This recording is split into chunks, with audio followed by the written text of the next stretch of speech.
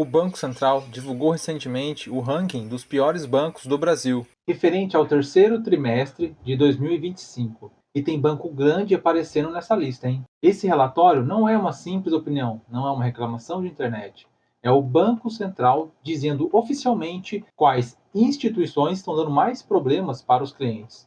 E nesse vídeo aqui eu vou te mostrar como esse ranking funciona, quem aparece nessa lista mais recente e como você vai poder usar esse ranking e escolher onde é o melhor lugar para deixar o seu dinheiro. Mas então, o que é esse ranking do Banco Central? Esse ranking não é uma lista de desabafo, não é gente irritada reclamando no Reclame Aqui. Um cliente relata um problema diretamente ao Banco Central, o BC analisa, investiga e só coloca na lista quando comprova que o cliente estava certo e o banco realmente errou. É uma lista de falhas reais, problemas sérios, como dinheiro sumindo, juros cobrados de formas erradas, bloqueios indevidos, erros em crédito, transações suspeitas, esse tipo de coisa. Agora, antes de eu te mostrar quem foram os piores bancos, você precisa entender um indicador crucial para avaliar a saúde de qualquer instituição. E eu já adianto para vocês que pouca gente sabe disso, hein? Vocês já ouviram falar do Índice de Basileia? Ele é um indicador mais importante para você avaliar a saúde do banco. E o que ele é? Ele é um dos principais indicadores usados no mundo inteiro para medir a saúde financeira de um banco. Ele mostra de forma objetiva quanto o banco tem de capital para absorver prejuízos antes de entrar em riscos. Todo banco assume um risco quando empresta dinheiro, quando financia imóveis, libera crédito ou pega produtos financeiros. Por isso, o Banco Central exige que cada instituição mantenha um nível mínimo de capital guardado. E esse nível é medido justamente pelo Índice de Basileia. E como que ele é calculado? Olha só, a fórmula é bem simples. O Índice de Basileia ele é igual ao capital do banco dividido por ativos ponderados pelo risco, vezes 100. O capital do banco é o dinheiro próprio que a instituição tem disponível para cobrir prejuízos. Inclui reservas, grupos, acumulados e capital dos sócios. Ativos ponderados pelo riscos, RWA, são os empréstimos, financiamentos e operações do banco ajustados pelo risco que cada um carrega. Quanto mais arriscado o ativo, maior o peso nessa conta. Isso significa que um banco que empresta muito para fins de alto risco precisa de mais capital guardado. E um banco conservador, que toma menos risco, precisa de menos capital proporcionalmente. E como você interpreta o índice? O Banco Central do Brasil exige pelo menos que os bancos respeitem 11%. Abaixo de 11%, o risco é elevado. O banco não tem capital suficiente para suportar prejuízos. É um alerta sério, tá, pessoal? Então fica ligado. Entre 11% e 14% já está adequado. Indica que a saúde financeira operacional e cumprimento das exigências do BC. E acima de 14%, indica que ele é um banco sólido, capaz de resistir a prejuízos ou instabilidades. E por que tudo isso vai importar para você? Porque esse índice de Basileia diz com precisão técnica se o banco tem condições reais de sustentar perdas sem entrar em crise. Em casos como o do Banco Master, por exemplo, que eu já mostrei aqui para vocês, o índice já mostrava deterioração há muito tempo, indicando fragilidade antes mesmo da liquidação do banco. E como que você faz para consultar isso daí? Eu vou te mostrar na prática bem agora. Você vai pegar aqui, ó, vai abrir no seu navegador, Índice de Basileia, um exemplo, tá? Bradesco. Você vai dar Enter aí e já vai aparecer para você esse cara aqui. Você vai clicar no Banco Data. Você clica aqui no ranking e logo de cara ele já vai te mostrar. E olha só, como é que anda a saúde financeira do Banco Bradesco que a gente está analisando. Aqui você tem o índice de Basileia e olha só, está 15,1%. Ou seja, é um banco extremamente sólido, está muito bem referente ao que o Banco Central exige, que é no mínimo 11%. Aqui você consegue olhar a data da publicação, lucro líquido do banco, o patrimônio líquido, ativo, captações. Olha só para vocês verem aqui o patrimônio de referência, RWA, como a gente falou, ele tem em torno de 151,2 bilhões para poder cobrir aquela estabilidade que a gente comentou aqui. Aqui você já consegue ver o número de agências que tem, número de pontos de atendimento. Então, pessoal, isso aqui que você precisa analisar antes de você estar comprando um ativo de um determinado banco. Vem aqui, dá uma pesquisada, olha só como é fácil. É bem prático de você conseguir analisar esse índice. Deixe aqui nos comentários se você já conhecia. Agora que você já sabe como medir a saúde de um banco, mas agora vamos para o que mais interessa, a lista dos 5 piores bancos segundo o próprio Banco Central. Eu vou explicar para vocês também os erros mais graves que foram encontrados. Aqui eu já estou direto no site do Banco Central. Aqui só para vocês entenderem, tá? Aqui é a coluna da posição, aqui é o nome da instituição, o índice. Esse aqui é o índice que representa a estimativa da reclamação procedentes por milhão de clientes da instituição ou do conglomerado. É para isso que serve esse indicador aqui, tá bom? Aqui a gente tem as reclamações procedentes, a metodologia de cálculo é apresentada na nota técnica do ranking de reclamações. E por último aqui a gente tem o número de clientes que esses bancos têm, tá bom? Atualmente. Então, começando pelo quinto lugar, a gente tem o PicPay. Aqui a gente pode ver que ele tem 3.286 reclamações. Aqui a gente vai clicar para poder estar olhando os principais problemas foram relatados, tá? E o segundo pior problema é a restrição à realização de portabilidade de operações de crédito consignado relativas a pessoas naturais. E o que isso mostra para a gente? Ó? Que nada mais é do que o não funcionamento do saldo devedor e de outras informações necessárias para concluir a portabilidade, não comunicar a desistência dentro do prazo previsto, alegações indiretas de problemas de inconsistência na TED, não comprovação da desistência do devedor. E qual que é a pior reclamação que tem aqui? Ó? A concessão de crédito, exceto consignado, sem formalização do título adequado. O que isso quer dizer? Para os casos envolvidos a concessão de crédito em todas as demandas, em todas as demais modalidades por parte da instituição financeira, exceto as de consignado, sem existir, contudo, a formalização do título consecutivo da dívida com base na documentação falsa.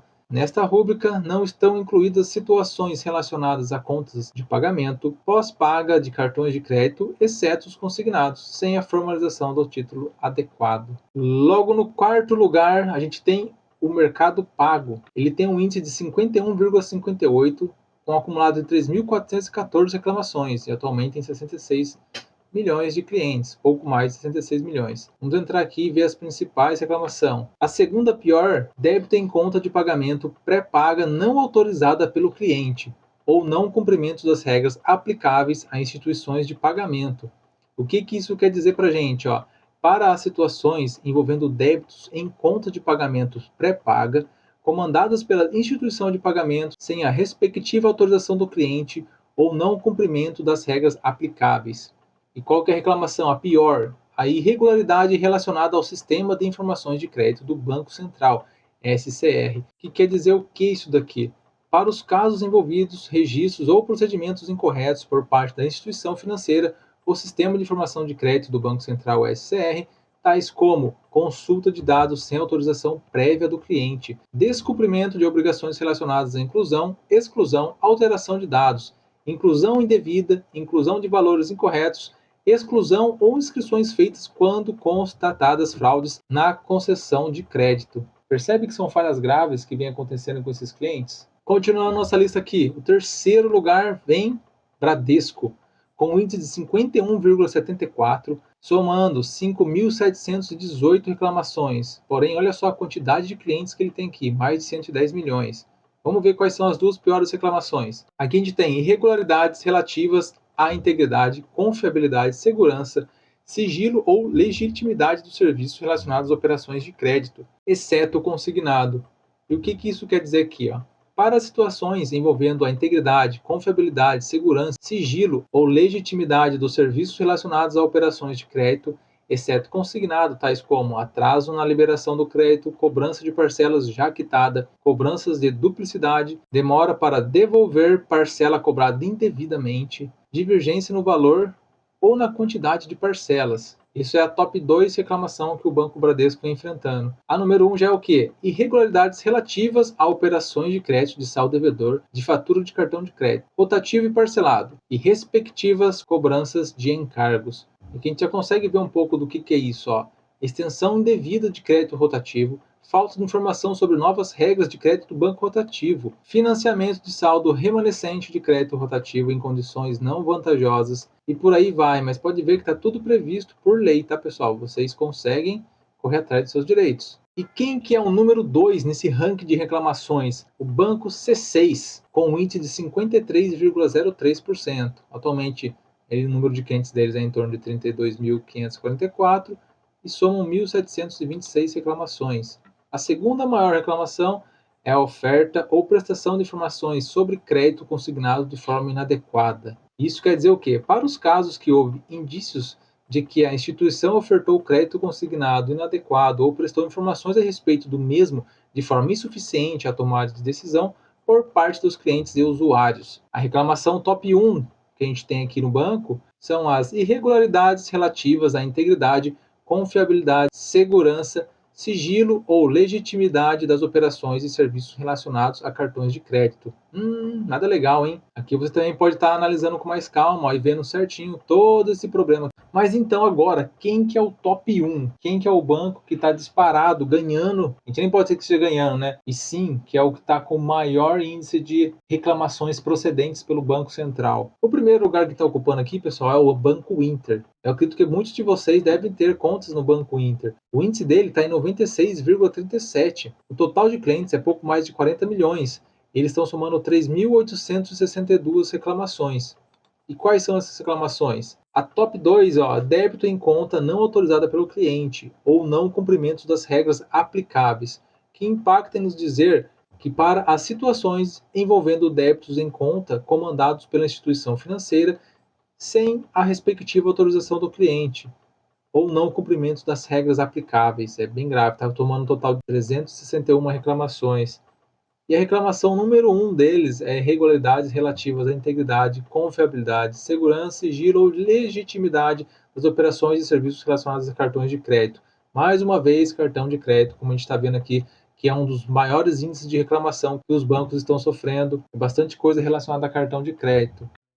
E galera, o seguinte, o intuito aqui não é fazer vocês ficarem desesperados, sacando dinheiro logo do banco, tá? Vocês percebem que tem um índice que é calculado isso, e eu vou explicar mais um pouco para vocês aqui por que até mesmo os grandes bancos aparecem nessa lista. Mesmo com toda a regulação e estrutura, os bancos grandes aparecem num ranking por um motivo muito simples, por volume. Quanto maior o banco, ele tem mais clientes, mais produtos, mais operações acontecendo ao mesmo tempo, então tem mais chance de algo dar errado. O Banco Central sabe disso, então ele cria um índice proporcional e ele é justo, de acordo com o banco e a quantidade de clientes. E mesmo assim ele tende a aparecer, porque eles atendem milhões de pessoas, trabalham com cartão de crédito, têm clientes, pagamentos, têm operações complexas e qualquer falha pode atingir um número enorme de clientes. Isso não significa que o banco vai quebrar ou que ele está perto disso. Significa apenas que o nível de operações é tão grande que qualquer problema vira estatística rapidamente. A lista serve como um alerta de desempenho, não como um indicador de risco de falência. É por isso que é importante você entender e analisar e saber se o banco que você está investindo é sólido e vai conseguir passar por momentos difíceis caso seja necessário. Mas como que isso afeta você no dia a dia? Esse ranking existe para que você saiba com quem exatamente você está lidando. Em vez de você só confiar em propaganda ou marketing de algum determinado banco, o relatório mostra dados objetivos sobre qualidade do atendimento, segurança das operações, erros recorrentes, problemas de crédito e cobrança, falhas que realmente aconteceram com clientes. Saber disso te ajuda a escolher melhor onde abrir conta, saber qual banco está errando mais, avaliar se vale deixar o dinheiro investido naquele emissor e identificar qual instituição tem histórico mais confiável. O objetivo não é criar nenhum pânico, como eu já falei para vocês, é dar informação suficiente para que você consiga tomar decisões cada vez mais seguras, principalmente quando se trata dos seus investimentos. E se você também investe em produtos garantidos com FGC, como CDB, LCI e LCA, é importante, porque entender esses dados te colocam à frente da maioria das pessoas que usa banco sem nem imaginar o que está acontecendo por detrás. Outra dica válida: quando você entra numa corretora que fornece a CDB de outro banco, você consegue pesquisar no Google o banco que está aquele CDB. Normalmente, bancos vendem CDB de outros bancos, então você consegue pegar se o CDB daquele banco que a sua corretora está vendendo é seguro, se vem de um banco sólido. Agora, você usando esses indicadores juntos, você consegue ver exatamente onde está colocando seu dinheiro e evita cair em bancos que vivem dando dor de cabeça. Galera, se você ficou até aqui, deixa aquele like, se inscreve aqui nesse canal, porque eu sempre vou estar trazendo coisa importante para poder ajudar você nos seus investimentos. Até o próximo vídeo, pessoal, e bons investimentos!